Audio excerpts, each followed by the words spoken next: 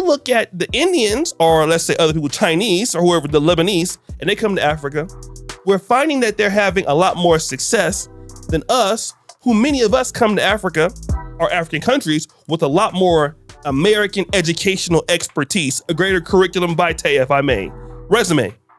Some of us have went to professional schools, graduate schools, but as a community, we can't achieve anything, right? So the basis of the argument is the guy is tired of blaming others for our lack of progress, not only in Africa, God damn it, in our own neighborhoods, in our own respective countries. So I wanted to put it on the table today because I've been getting some pushback on the channel from a lot of people who I would consider perpetual losers in the Pan-African world, perpetual complainers, constitutive losers, which y'all are, that have that argument, people who can never be fucking worked with, and you need to be called out. And so we need to really get to the crux of this thing as to why we can't get it together and why we need to get it together, and then stop blaming other groups for why we can't get it together. That's the reason why I wanted to do this topic today.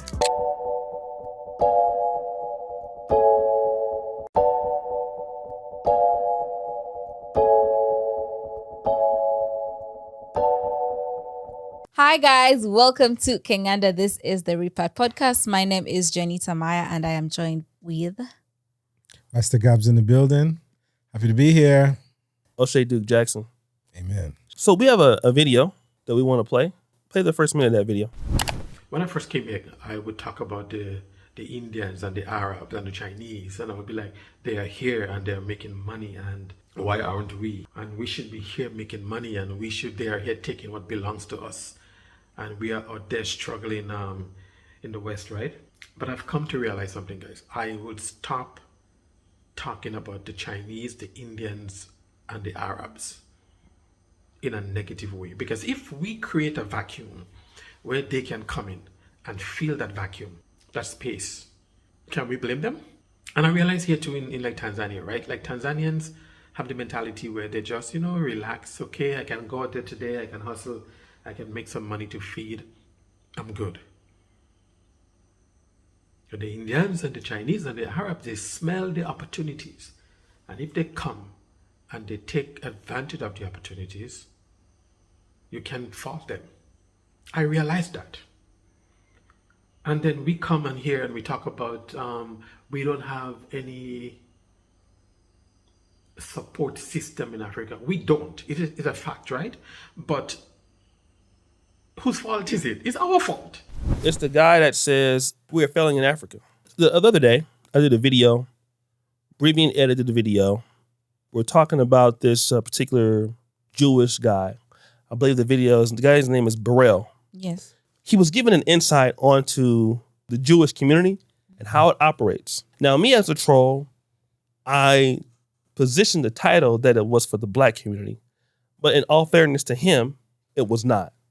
It was to friends of his that he felt some concern with about how they were complaining, how their community didn't support them. There was a lot of infighting in the community.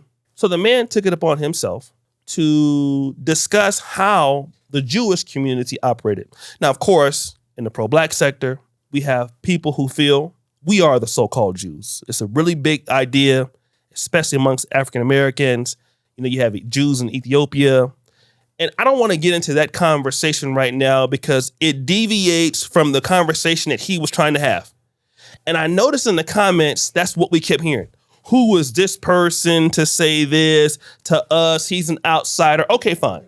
I heard about these communities that, when somebody in our community is successful, we want to see that person become successful. We rally around that person become successful because we're happy for that person because that person is going to bring resources to our community, which will then help our community develop more. Okay? Now, when I came across this brother, I forgot this brother's name. Can you tell me his name? The African Jambi.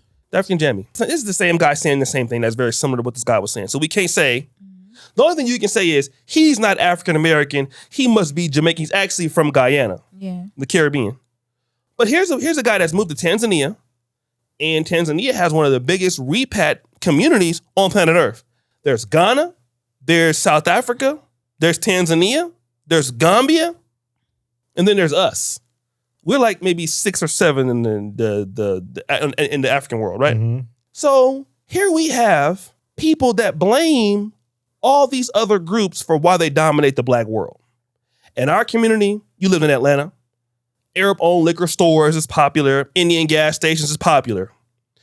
And so the conversation always becomes, these people are taking our stuff. That's very similar in the Ugandan community from what I've heard. When they see other people, it's, and we know the history of the Indians, which I don't fault them for that because that was placed upon them.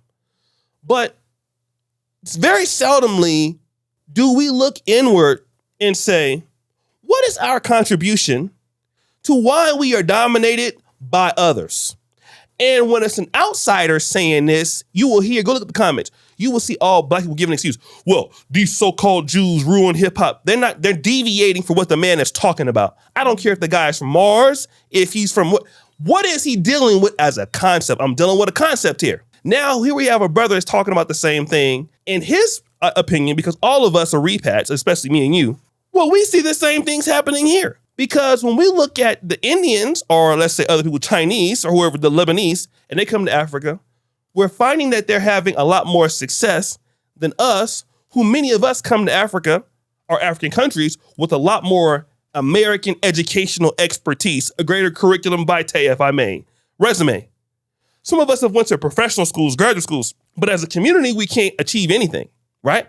So the basis of the argument is the guy is tired of blaming others for our lack of progress, not only in Africa, God damn it, in our own neighborhoods, in our own respective countries. So I wanted to put it on the table today because I've been getting some pushback on the channel from a lot of people who I would consider perpetual losers in the Pan-African world, perpetual complainers, constitutive losers, which y'all are, that have that argument, people who can never be fucking worked with, and you need to be called out. And so we need to really get to the crux of this thing as to why we can't get it together and why we need to get it together, and to stop blaming other groups for why we can't get it together. Yeah. That's the reason why I wanted to do this topic today. Let me just say, I'll be honest, we have an event coming soon. Agabe has been very instrumental in helping us with that. And there are times me and Agabe can get into it, right? I mean, we just, both passionate about our positions of what we're talking about. But one thing I noticed yesterday, and I called him, I said, man, your ability to resolve conflicts is much greater than mine. You know what I mean? I think that we can open with that because one thing I noticed about you living here, because it's so hostile in the environment, it's so hostile dealing with people. And for somebody like me, I could easily blow the gasket, fuck everything up, right? Can you tell us, how are you able to look for other ways to resolve conflicts before it gets there, to making partnerships and things be, still on great terms and beneficial for both parties, even though this person is giving you like a hard time, they're dicking you around and all that stuff? Because other groups can do that pretty well. They have that kind of person that can mediate those things. We don't typically. My experience here is really unique in that I've had both sides of the coin presented to me from how I deal with people in this business environment. Mm-hmm. I started out as a naive, cocky, American-minded entrepreneur. Yes. Trying to push and force things to happen in a way that made me comfortable. Mm-hmm. And according to my standard. And I kept on being forced and confronted with the reality that this is not America. This is not how things work. Mm-hmm. This is Uganda. And it became the most infuriating sentence for anybody ever to say to me. This is Uganda. This is not America, right? I still have like a visceral reaction to it this day whenever anybody says it to me, even if they don't mean it badly. Right. As long as I'm told this is Uganda, I'm like, this is just an excuse for you to be inefficient and stupid in your thinking. Mm-hmm. Right. And that's kind of how I figured it. That's how I found it at the time. Mm-hmm. Then I kind of had a lot of humbling experiences with respect to my business not working out as well as I would have liked. Okay. And I had to figure out how to support myself. I was getting married. And so I entered corporate Uganda. Okay. And so I took a job in, let's call it, big brand marketing. Right. And a lot of that requires you to work with an assortment of strategic partners, many of whom are going to disappoint you, many of whom are going to do things contrary to the way you want them to be done. But in my role, I was not in a position to hire and fire. Mm-hmm. I was not in a position to cut somebody's head off. I was forced to have to find compromise. Mm-hmm. I was forced to have to find ways of working with people I didn't like. Mm-hmm. In fact, who I thought were very untalented, very incompetent, very unskilled at what they were getting paid a lot of money to do. I found myself in many situations having to pull back my distaste for the situation and figure out how to make things move forward. Let me stop right there because I have that problem. And I know that you have a unique skill set in that, which I don't, which I appreciate you because I would have so many more things up had you not have been there, because you know me. Yeah. I'm like God in the Old Testament to a certain point. You know what I mean? Like, because I do have the ability to be like, look, I'm not gonna fuck with you no more. Now, teach the people how important that skill is here, because we think about owning businesses in Uganda, we think about, I own it, I know the business, I know the industry, but that's not enough. Right. Even if you do have the ability to hire and fire, you still need to have this mentality, which is backwards because we don't come from that world. Right. Explain that. See, a lot of it is people are motivated by a variety of factors. Mm-hmm. Depending on the industry that you're in, people are motivated by a variety of factors. And this is something that we talked about in a different episode when we were reflecting upon being a boss versus being a leader. Mm-hmm.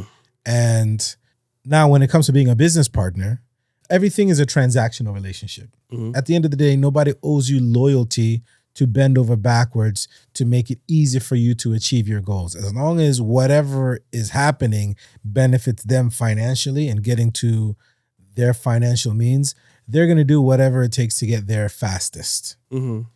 And if getting there faster means inconveniencing you, they'll do that happily. Mm-hmm. At the same point, if you have the savvy to kind of create the awareness within their mind that doing it my way will make you more successful, people will be willing to listen.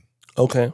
So, but again, it's about the packaging and the delivery of the message, because a lot of people have egos. A lot of people who look at themselves as professionals, they're looking at you as an outsider who thinks that you're coming in here with your brilliance. And no matter how much more you know than them, Mm-hmm. even if it's certified and verified that I have an arm's length worth of experience on my resume that reasonably suggests that you should listen to every word I say. Mm-hmm. If the message isn't presented in the right way, they're just going to be stubborn and not listen to you on purpose because their ego and their emotions are in it. Mm-hmm. And they don't want to be confronted with the harsh reality that somebody who's not of here, somebody who doesn't understand this place the way that they feel like they do, could be better than them at figuring out how to be successful. So I think a lot of it is that. A lot of it is a push and pull of egos.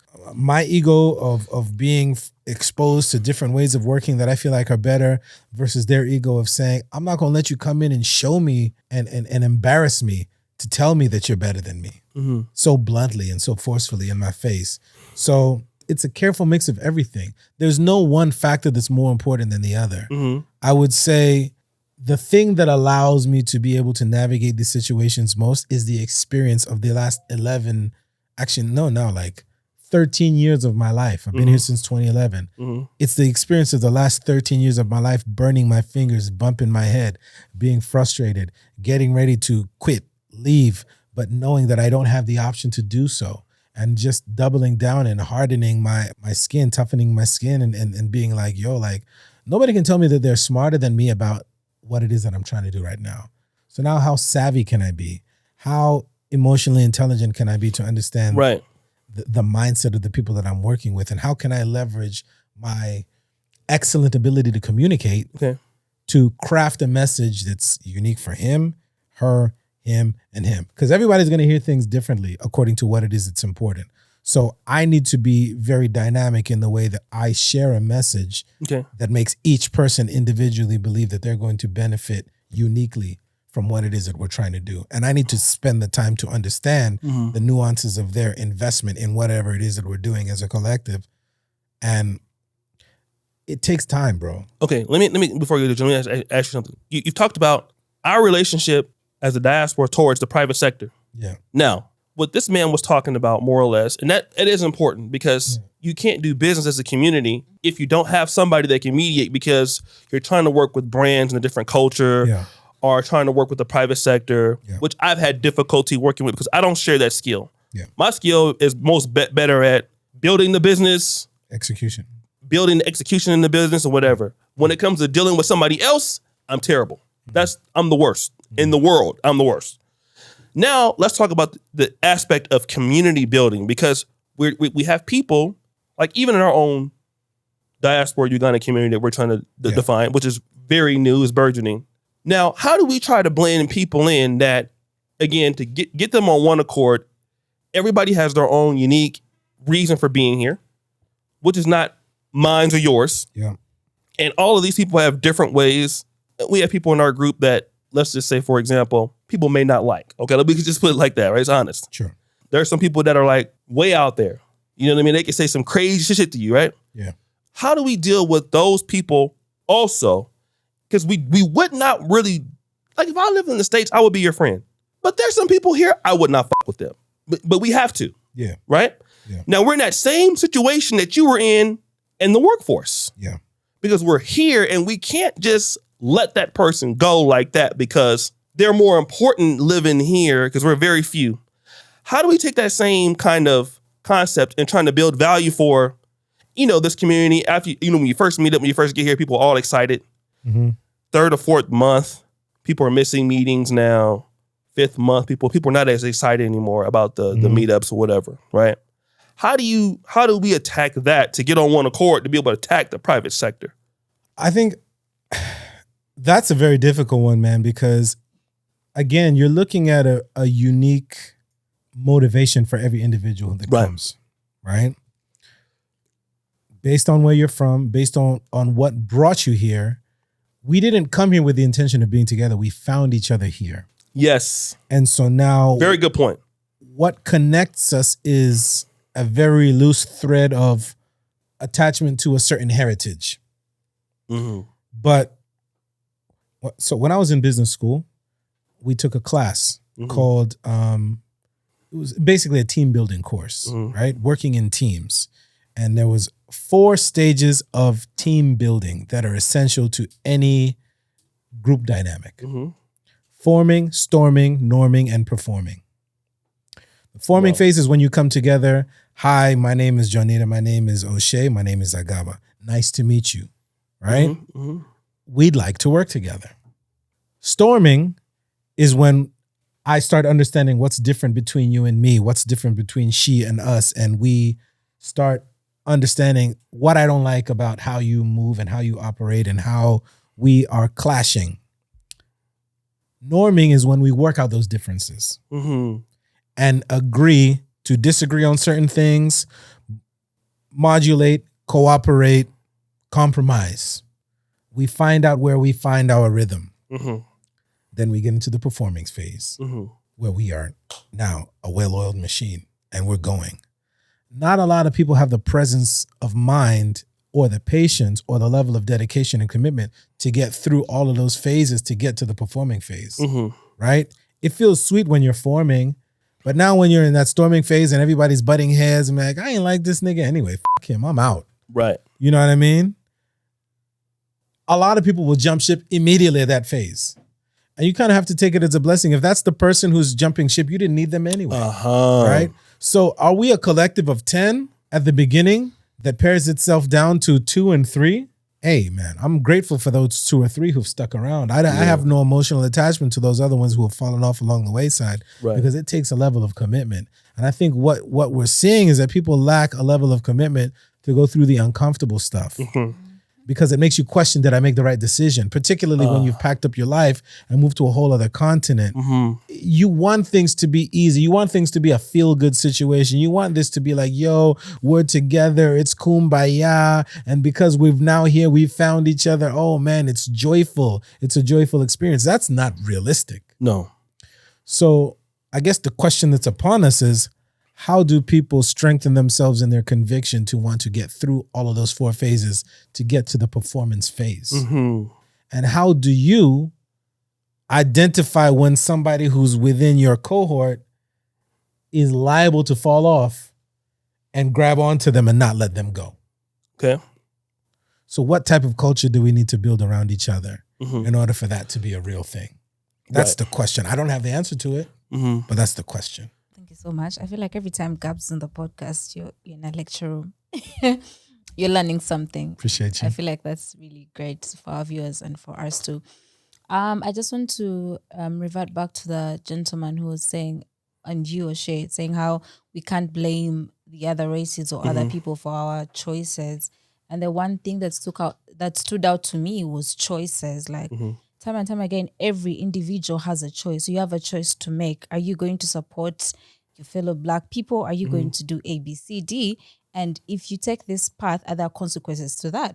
Talking about the history of Indians, I'll relate it to Uganda. When Idi Amin sent the Indians away, he started just randomly giving out businesses to Ugandans. He didn't look at your criteria or credentials and say, you're qualified to run this business or you're qualified to run that business. He just, when you look at it from the other side, it's like, oh, he was giving businesses to Black people, but was he giving businesses to qualified Black people that will help the economy? And then when the Ugandan people took over those businesses, the economy crashed. The economy crashed because unqualified people were put in positions where they couldn't do anything but benefit themselves, you know, and, you know, crash the economy and so much and so forth. But my thing is, what am I getting at? I'm getting at the thing, choices. Everyone has had a choice. We also look at South Africa. I mean, they're putting a government full of white people in power. They've had a choice to vote, and the white people party is kind of taking a lead. There's a choice. What is it called? Like DW? What is it called? Yeah, D something. But DF or D something? yeah. But there's been a choice. They've had a choice to vote better, just like any other individual. We've had a choice to do better. We've had a choice to do something positive for our community. We've had a choice to look out for the other person. You've had a choice to be your brother's keeper. Yeah. But we keep seeing that time and time again, people have made the choice to do the opposite. You know, Right. you've made a choice to end up, you know, stabbing the other person in the back. You've made a choice to be a horrible business person. You've made a choice to have poor customer care. You've made a choice to not add value to what you're doing. Like all these are choices that we end up making. And in the end, you kind of see like, okay, now what has this choice led up to? It has led up to you, you know, not giving your best or not doing your best. And now we are stuck where we are as a people because time and time again, we've made the wrong choices. And we're not learning from the choices that people before us made. You know, it's just like choices. Let me get to the choices part, but I want to. I think what we're doing is getting a in-depth analysis because the guy is saying we don't work together, we don't know how to work together. But I feel like he might not have been thorough about how the process works and what are the challenges, which you have gladly laid out there. You talked about a business class that you took. I never forget this. You said that there was an acronym or WIFM. What's in it for me? Yes. Okay. Legendary. Yep. What's in it for me? Yes. First of all groups, Arab groups, Chinese groups, you know, there's a saying in the Bible, God always got a ram in the bush. We use that one in the African American community. In other words, there has to be one person who's going to take a big hit. So the Chinese and Arabs, they will do that. Now, one thing I noticed about the Black community, pro-Black community, let me use Dr. Umar Johnson. You know, Dr. Umar Johnson wants to be the leader without taking a big loss. There is no leadership without loss, okay? The leader has to be the one, whoever the person is, that is going to put him or herself or a group of themselves on the line for subsequent people to grow and want to say, what's in it for me? Yes. Okay? If you don't have that person or entity there, that group is never going to grow. That's what I've learned. You need somebody, and I've seen it in Zambia. There's a guy that brought a business there in China. Chinese are very big in Zambia. The dude's worth $250 million, but that dude suffered so much. He brought so many people there. And now that community has flourished. But if we don't have the initial group or initial people to say, okay, we're going to make this sacrifice to give people a reason to want to join the group. For example, let's say when I met you in 2022, I was done with Kinganda. Completely. Sorry, Joan. I wasn't done with it as a studio because I was on to the Pan-African Dating Show. This is the podcast. I was done with this. But luckily, we had did enough work in the past, and even when we were done, gave you enough interest to, hey, want to at least say, hey, well, I would like to work with you guys. We haven't put up a podcast in a year on this channel, but we at least have done something to at least incentivize people to want to at least want to even come on the channel. We would still get emails here and there. Yeah. So the thing is that the initial group, whoever is forming the group, you're going to have to, in whatever country you're in, if you're in Gambia, if you're in Ghana, the leader is not going to be a Tiffany Henyard. That person is not going to be Umar Johnson. Yeah. No, you're going to be Jesus on the cross. Okay? Yeah. So if you're not going to have that, don't talk about groups forming.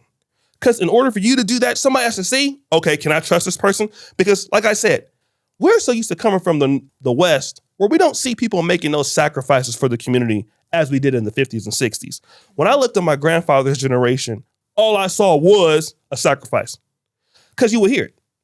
You know, I walked so many, it could have been a lie, but you know, I walked 2 miles of school, right? I marched with Dr. King. My school was in the bottom of Abyssinian Baptist Church, was a historic church in New York City, for example, or Shiloh, our Second Baptist. Now, because of my sacrifice, you as an individual can go to Howard or you can go to medical school because of what I've done. Well, that's no different from us.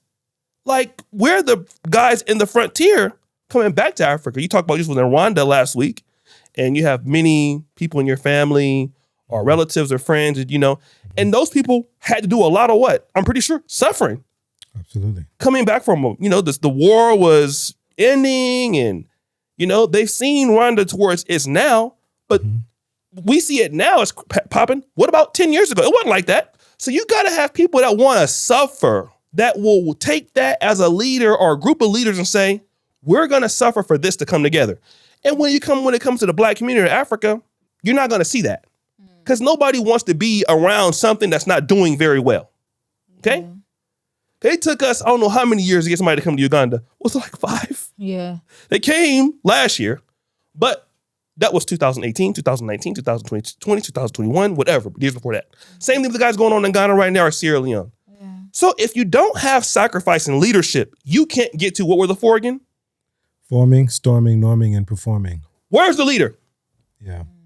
I think you're absolutely right. In the case of business, I think in the context of every major corporation that has had epic success, yes, there's always been a vision bearer. Yes. Right?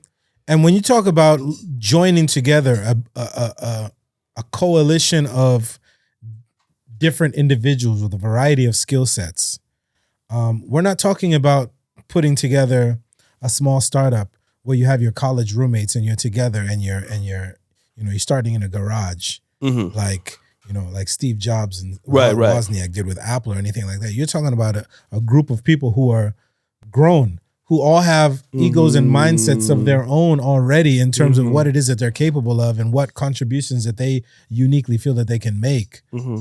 But ultimately, there needs to be a vision bearer. There needs to be somebody who, like you said, puts themselves on the cross, who takes all the arrows, who puts themselves in a position to absorb and be the shock absorber for all of the conflict and strife and difficulty that unit of individuals goes through in order to be able to shepherd them to ultimately the success that they want to achieve.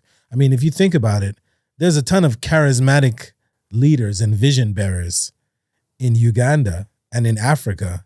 They just happen to be in the church, right? There's nobody who knows how to galvanize somebody better than a charismatic leader in the church. Yeah. And you got all types of people willing to make sacrifices and put their family at a position of frustration and just because they believe. And this is a vision bearer who's sharing their image and sharing the image of what it is that they see or what God has ordained for them to be able to help you manifest in your life. So I feel like in those industries where we find that we're lacking participation, there's nobody who's standing forward as a vision bearer to know that we can take on this opportunity and really do something to flourish and thrive. And that's where now this gentleman, the great Jambi, is that what it is? Yeah. Right?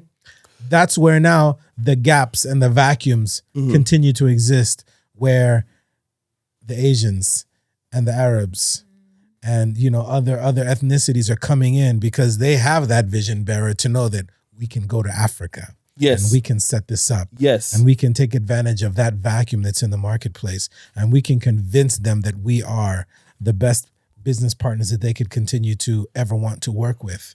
They have that vision bearer. Yes. And they come into this territory that is foreign to them and they succeed. Yes. Because of that. Yes. So who is responsible for putting together the vision? Right. Once those people step forward Yes. and really lock in on embracing their role in creating a generational shift, we're going to see some small instances of that happen. And I think we see it in certain industries, right? There's a lot happening in the fintech industry, right?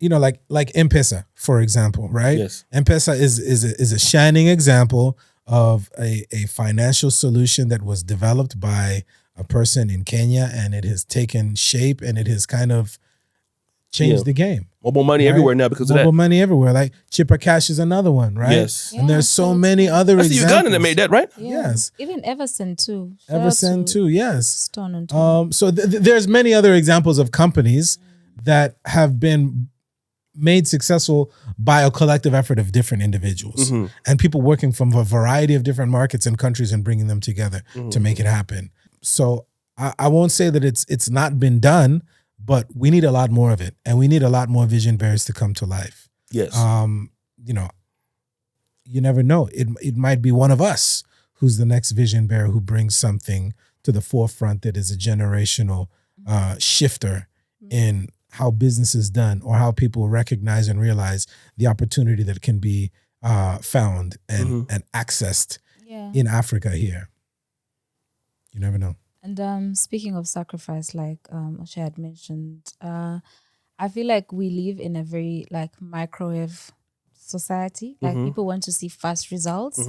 It's like no one is willing to go through, you know, the struggles. You know, no one is willing to like sacrifice. For example, I'll use Kingad as an example. People think we just blew up overnight. Like it just happened last year and we just hit 100K. But no, like people don't see the sacrifices that went into like, the sleepless nights Oshay has to go through. You know, even you out there doing those street interviews in the hot that wigs getting on fire. No wig was getting on fire. But like no one sees like it took 5 years to actually get to that, you know, and the internet also has a part to play in that because people are posting their highs on social media. So you think you're just going to get there, and they don't understand that it actually takes, you know, a little bit of sacrifice and you giving up a few things or certain things. For Everything. Not a few. Giving up everything. Everything. Yeah. There are days I don't even go outside. Like today. Yeah. Like I didn't see outside in days because of responsibility. Yeah. So if you don't have that, you can't beat the Asians because they got that guy there. Yeah. They got that guy here. Yeah. We have a few of them, like in different aspects. Because when it comes to up deals, which is what I do very well, we have a guy that's a vision bearer for not up deals anymore, which is him. Right? Or negotiations. Yeah. He won't let me because I will. We will fight over, you know, I want to get rid of people. So we have it in different aspects. But if we didn't make that sacrifice, although we were not getting that many views, we were not, you know. Yeah, it was a struggle. We were suffering. We wouldn't have been able to say, like Agaba wouldn't have been able to say, okay, well, at least I can see what they're doing. It makes me want to at least be curious to want to work with them. What can happen out of that? Yeah. Now, from that, we get exposed to something completely different. Look at Kyle. I didn't even know Kyle from Oshay, but from the Pan-African Dating Show, he came out. Yeah. So many guys have come out and visited us. Yeah. And now people want to, you know, we're seeing people more or less wanting to work with us and help. the Indians have that person or a slew of those people. Not only do they have that person in the private community, the Jews have it religiously. So you have the rabbi. So you're connected also by culture and religion. So you feel like it's your duty to help your friends, your duty to help your brothers. Then we live by Indian church. Well, I don't know what's called here. It's a temple. Temple. Yeah. All of a sudden they'll start making hella noise at like 3 or 4 in the morning. And it's like, you're like, what the fuck is going on? Yeah. But that's their duty. So if you don't have leadership, you're going to be beat by other groups. Yeah. And blacks need to understand, without leadership, you cannot work together, because the leader will come in and say, even for me, Yeah. I get led. Somebody will come in and say, like a Gaba, I get a call. You're not doing this. Well, at that point, he's the leader, not me.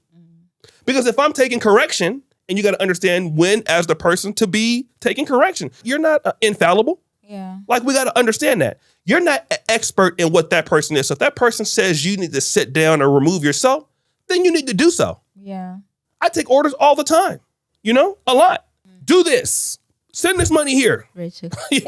Go here. Go pay that. Yeah. Go pick this person up. Do this now. Yeah. And I'm also being led in the process. We're all being led in the process. Yeah. It's not just a one person is the whole leader. Yeah, you have one person that might be, the vision bearer in one aspect. But that's understanding the community. And that's why I think that the Indians and the Chinese and the Arabs, they have that person before they get here. It's known. Yeah. When we get here, we kind of got to figure it out. Okay, who's going to emerge? Yeah. I think in the case of Ghana, because we were here first and people started coming here, it was a little easier for people to look towards, you started to bring people here. So our platform as a trusted source for what happens in this podcast, things like that. Yeah. So we didn't have as much issue. But let's say if you're coming to Ghana all at the same time, Tanzania, there's going to be a lot of people wanting to be the guy who don't want to put in the work. And speaking of people who give up, really easily, you look at Uganda, most businesses don't reach their 1 year birthday because when things get hard, someone's just like, okay, this is not a business for me. But maybe if you stuck at it and, worked, did something more, then you could actually celebrate your 5 years or 10 years and whatnot. And by them leaving the industry, by them giving up on certain businesses, that's where we see the Indians coming in, we see the Chinese coming in. Because you know what, you left the gap for them because, you couldn't just hold on a little bit longer for you to kind of hit that mark and, become a leader. Wait a minute. Were you here? You were here when Dr. Dan was here, right? Farm Up. Farm Up. I did not meet him. Here. I didn't meet him. You never met him in person? No. We talked to him on the phone before. I did talk to him on the phone, yes. Dr. Dan, Farm Up said something that was profound, and it was sad. He said, I was talking about the potential of poultry, which is something you're going into also. Yep. I was talking about the external markets. Like, what about sending your eggs to Kenya, Saudi Arabia? Because I was in Dubai, He's like, what? We can't even satisfy the market here. He said 60% of the businesses during COVID closed in poultry. And not because of just the COVID, but because of mismanagement, guys, things that we do to ourselves as blacks, which we don't like to talk about because we don't want to look at ourselves, as you would say, give a visceral reflection of our own fuck ups. It's so good to just blame somebody else. And we don't want to, either we want to be the leader with no accountability to being a leader. And then when things happen, like, why did you go out of business? Well, it was COVID. Or were you spending the money on Dubai? Did you go get a third or fourth wife? You know what I mean? Like, did you do stupid things like that? Now, when we talk about that in the black world in Africa, we want to absolve those things. Yeah. Instead of looking, but the leader of a group in India, his group, you cannot be the leader. Like, you know how these other groups work? When you fuck up in the Jewish community as a leader, you're gonna be on the cross. They're gonna deal with you harshly. In the black world, you can be the leader and be doing fucked up things, and there's no accountability for it. That's why leaders get away with so much shit in the black world, because they can. But when you're the leader and you hold yourself to that same standard that the Indians and these other guys have, we would smash them every day. They would have no chance to beat Africans. They have no chance because they don't know the layout of the land. They don't know anything about this place. They couldn't compete. If we were on code, we would take over planet Earth within 20 years, 25 years, 30 years. Nobody, because we would have the population. We have the numbers in Africa, that's for sure. We have the population. We have the land. We have the diaspora. The Black world has everything it needs to be the engine that will be. There's nobody that has more potential than the Black world. We are a sleeping fuck. It's scary. Yeah. You can't count the money. We don't have any leadership though. So to go back to answering his question, with no leadership, you can't do the what? The four what? Forming, storming, norming, performing. Yes, because the leader has to have the vision bearer and you have to be able to do these things. Yeah. And if you cannot incentivize the group, what's the slogan again? What's in it for me? There you go. You cannot incentivize people in the group without the with them. And those four things. Yeah. We've solved this question as to why. Instead of saying, well, as the Black world, we don't work together, we need to understand the issues you're going to have in working with the group. Because we got to figure out as the leader how to incentivize the group. Like if we have a group meeting, how can we get these guys out? Like we got to call each one person like, yo, what can we do to get you to come out and support? You know, and if they can't, them to a certain degree, but you got to ask yourself, did we do what we were supposed to do as the leaders? And if you didn't, you need a new leader. In aspects, if the leader cannot perform, send him away. Get somebody else. I'm all for that. So until that, we're going to continue to get beat by groups who will do that with their leaders. And when their leaders fuck up, come on, bring somebody else. Yeah. Yeah. I was talking to someone the other day and they were saying the Eritreans or Ethiopians, when they want to like import something from China, they send one person who represents all of them. So it's not just me spending, you spending, you know, like each person spending a lot of money to go and get these goods. They send one person who represents them and then like buys the goods for all those individuals. And we're saying how that is lacking in the Black community because it's more of like the word you said, acronym. It's for myself. What's in it for me? Yeah, what's in it for me is more of like, what can I do for myself? How do I get myself forward? And he was saying how if we sat down and thought, how can we better ourselves as a group and work together? Because even when you think about funds, you know, sometimes you don't have the money alone, but you know, when you do crowdfunding, not crowdfunding elsewhere, but like if you worked as a group or if you worked together as a people, and then you could be able to achieve so much more than thinking, I need to do this by myself. I need to do that by myself. Yeah. And let me just say this before we end. It's kind of hot here, but yeah, when you're doing it for the group, you are doing it for yourself. That's how dumb Negroes are. What's in it for you is what's in it for the fucking group. Yeah. Are you stupid? Yeah. Like, this is the thing that we are so dumb. Like, for example, there was a situation where we have a speed dating event because Agaba he counsels the group. What do you mean? I'm sorry. He guides? He advises. Yes. King Ganda, right? He's a person that represents us. There's no way I can go and figure that out. But this is what Agaba does for a living. This is his business. So it was so much more advantageous with his experience for him to do that and not me. Because number one, I would have fucked it up anyway. And I was able to do what I needed to do, which was at least sleep or yell at you guys or whatever I do all the time. And it helps everything, like for the King Ganda experience. Agaba did an amazing job. We had 17 days to plan that. I'm still waiting on the video from one of my editors, but you know, hopefully we get it this year. Hopefully. It's getting ready to be July. But we had only 17 days to do that. And Agaba came to me and said, respectfully, I know what you're looking for. Need to put my expertise in there.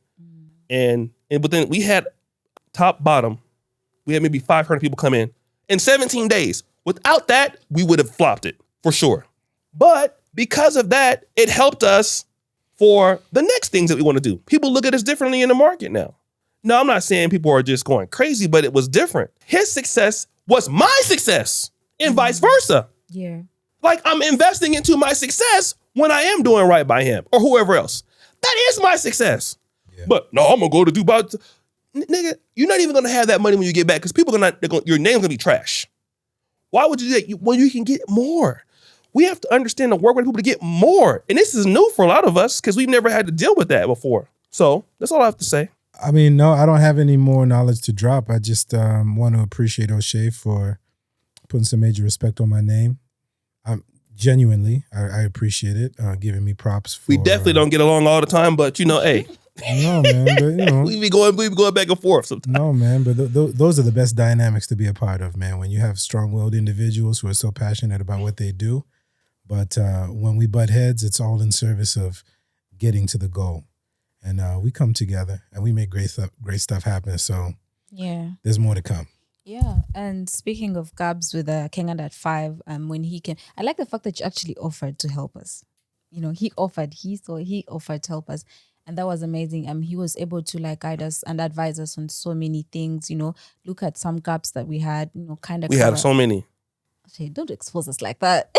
No, but you guys were good, but we just didn't have we're not a production company for events. That's what we do. Yeah. But when Gabs came in, he was able to like show us so many gaps that we had, and then we're able to cover them up and have like a successful event.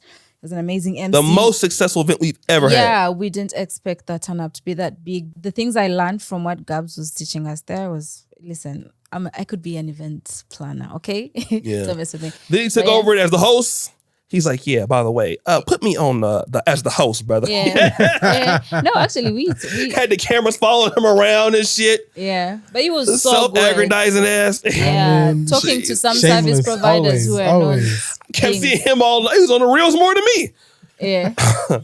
Yeah, he also like helped us with the service providers because Uganda they will try. That nigga conceited as hell. Boy, that nigga was. Yeah, he was all on the reels. I'm like, yeah, and I do. I'm on there one time, and he on there 15 times. And I was saying, I do hope that Agaba knows that we as a team do appreciate him. I speak on behalf of the team. We do. Him. And we can't wait to see what he does with this speed networking event. Speaking of that, we have an event next month on the 6th at Zimbali Bistro. You want to find love. You want to, I can't say network, but it's mainly a speed dating We'll do when I get some more money from these videos. Yeah, but for now, it's more of like helping you find love and, have like a Ugandan experience on the dating scene. So yeah, please check out our socials for that event, the Pan-African Dating Show. And make sure you follow us at Kengana Nation, and you can follow Gabs at Master Gabs. Mm-hmm. And keep it clean, guys. Yeah. No scams. O'Shea. Last thing, great topic by the brother. One thing I noticed in the diaspora, when you have communities, you need people that have very specialized skills. Every great company, great business, the more skilled people you have, the better the group is going to do, especially if that person is incentivized. So guys, make sure you pay people, okay, in these communities. A lot of y'all Negroes don't do that. You don't. That's that hood shit. Y'all need to stop that. When we can get more people that have specialized skills that want to help us as they helping themselves, man, we're gonna grow. Yeah. But we got to have that willing to compensate our people for what they're doing for us. So if we're not willing to do that, then we're going to continue to struggle. Yeah. You know what I mean? So we got to make that sacrifice to say, hey, we have somebody that's a web designer or whatever, compensate them. At O'Shea Duke, please send me all your scams there to the DMs. Please So I'm going to blast you. I promise you. I'm going to put yours, because I had one brother that was from a Liberian brother trying to give me to Abu Dhabi. I spared him, but the rest of y'all I won't. So please send them to me. I'm going to do a whole segment called Pan-African Scams. It's going to be a roast show like the Dusty News Network on my other channel. I'm going to get you. So if you would be dumb enough to send me that shit, please send it to me. Can't wait to see that one. I would love to obliterate you. Yeah. Yes. And thank you so much for watching this episode till the end. We'll see you guys next time. Bye.